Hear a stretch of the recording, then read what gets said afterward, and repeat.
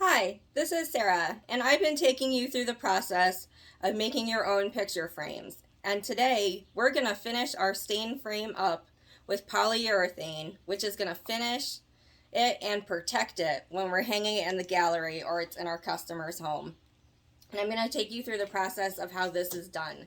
Today, I'm back in my studio doing this on my kitchen table, and I've got all the frames down my hallway, which I will show you at the end.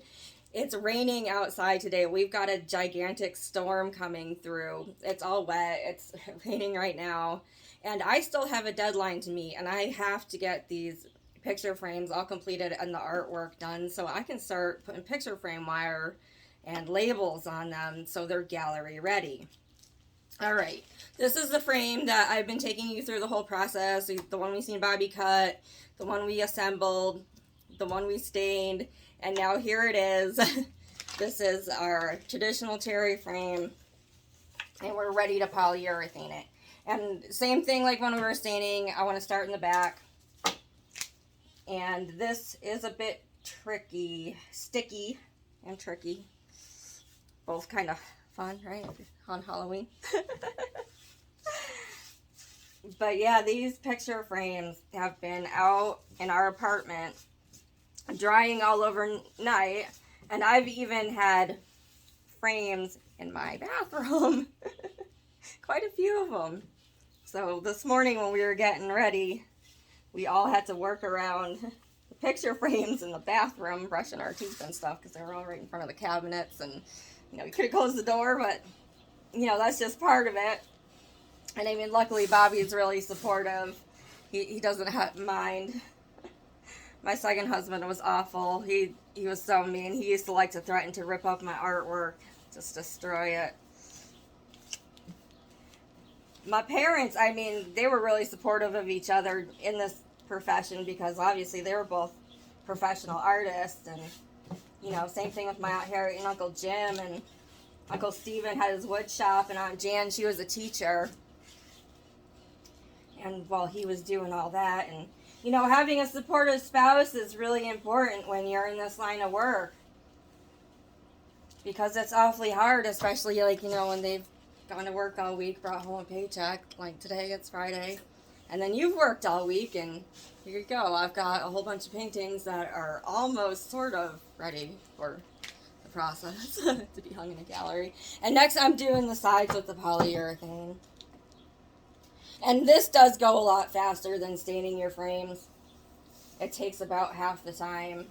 And I wish I was doing this outside, not in my kitchen, but when you gotta work with what you got sometimes. And yeah, I know I'm going through this kind of fast, but I like to get it all worked into the corners and kind of keep this on a corner. If I was doing this in a real wood shop or outside, it would be a lot easier because I'd just be resting this on the boards. But sometimes you just got to use your kitchen table and make the best of it.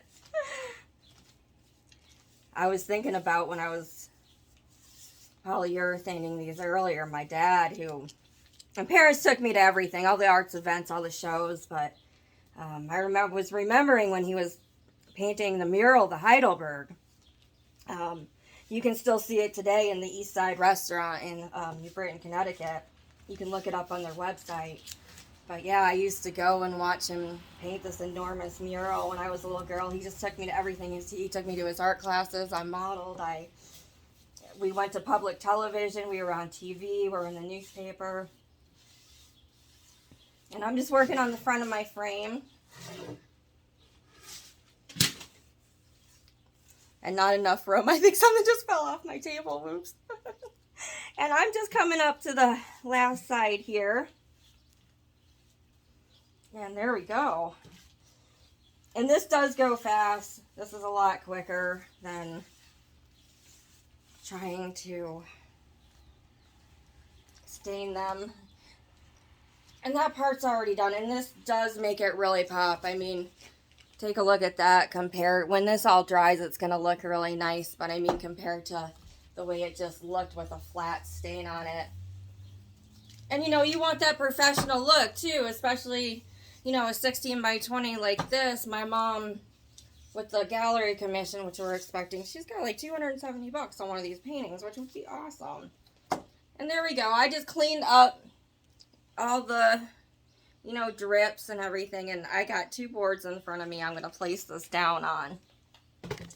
Because that's the best I could do, was to bring all my outside supplies in, and I'm going to show you this right now. Take off my gloves, and do wear gloves when you're doing this. That's really important. But here we go.